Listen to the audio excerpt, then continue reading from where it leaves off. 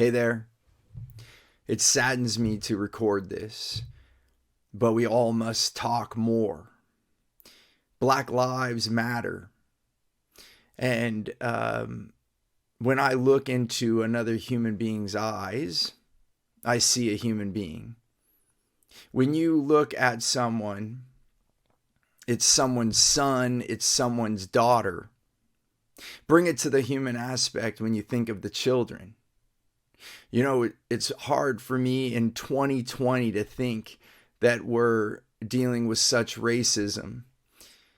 And then on the other side, you think of that in some ways, when you think of humanity, this is young because it wasn't until the 60s and some of it into the late 60s as civil rights movements gained more ground. But yet here we are still having such painful things happen.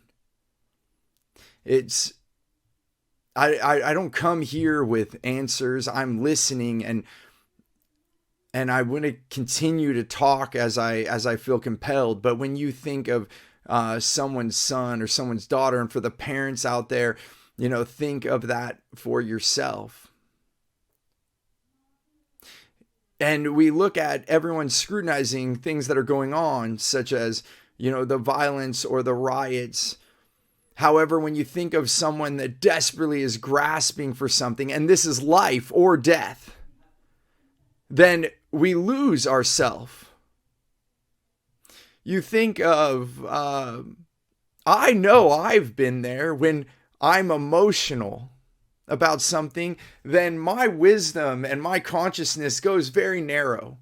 In fact, if you look at psychology, I would say from the learnings that I have, we collect our ages. We don't change.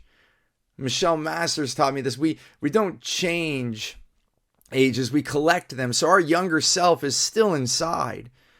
And I know as an adult, I have regressed in moments of immense emotion, and sometimes even less. Sometimes something that isn't that emotional still regresses me, and then I make mistakes or I act out. And how many those of you that are scrutinizing what's going on right now, that you have ever lost yourself? And this is a moment where we're talking about life and death. Black lives matter, and we act out. You know, it wasn't until after 15 years of marriage, I remember getting in an argument with my wife, and we were driving somewhere together, and we were having a conversation, even though it was very, very intense, and to the point of not understanding our relationship, and it was very emotional. And when we pulled up to our destination, we looked at each other and said, and with a smile at an end of a conversation that was not over, and said, wow, we just had an adult conversation, an adult argument. Actually, that's what we said, an adult argument, because we didn't yell or raise our voices like we have so many other times, and then walked away regretting some of the things that we said or the things that we had done prior. And all of this is screaming for what? Attention. Attention. It's time to put attention on these things. And these things wouldn't be happening if we didn't solve problems sooner. And you know, this is so systemic, so big, and so driven into so many families that I'm not clear, although I am talking with my friends, both black and white, and all kinds of other colors, on what we can do. I think one thing's clear: anybody that is a public servant cannot have these things. You know, I mean, I guess, you know, I look at it, how do you tell people how to think or control their thinking? That's not possible. However, there's no place for it in public service. I think none. How can you have that? How can you have it?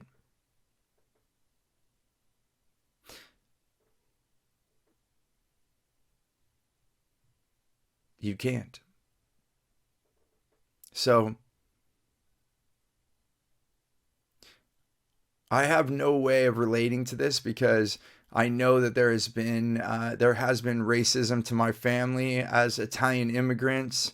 Family has changed their name, but before I even complete that story, I have to stop myself and say, I know growing up where I've been pulled over by a police officer for speeding in my car, even though I had fear or upsetness that I was getting pulled over, I didn't fear for my life. And I have friends that are black that have described to me their situations. And when they get pulled over and they've done nothing different than I have, and they have fear for their life. That's not okay. And that's where I can't even comprehend that. I can't. I mean, I feel it, but I'm not going to sit here and say I know how you feel, because how can I say that? So there's a lot to learn and a lot to listen. I saw Tim Ferriss put a quote. He said, or he put a post that he's just going to keep listening, and as I am, there's screams for people to listen. So please listen. Please take a deep breath. Many of us, I would say everyone, has no idea where every other individual is. We never know what's going on for any one individual. Every person is different and going through different situations. And in this case, it's far from understanding. The closest that I can understand is that I don't speak Italian. As an Italian family immigrated here, my grandparents did not let my parents speak Italian because it was not safe in New York. My family who immigrated to Australia, they learned Italian and English all the way through school. As I've traveled more around the world, I noticed that, it's crazy that we are we are one of the most diverse countries in the world. However, we have all of this going on. It's sad. Of all the international airports that I've traveled to, the one that I feel the least comfortable in is my own country's airports. And seeing how they treat people when they don't speak the same language or what they do, it makes me embarrassed. It makes me sad. And when I go elsewhere and I don't speak their language, I try my best to be conscientious, and I'm treated well almost all the time and welcomed.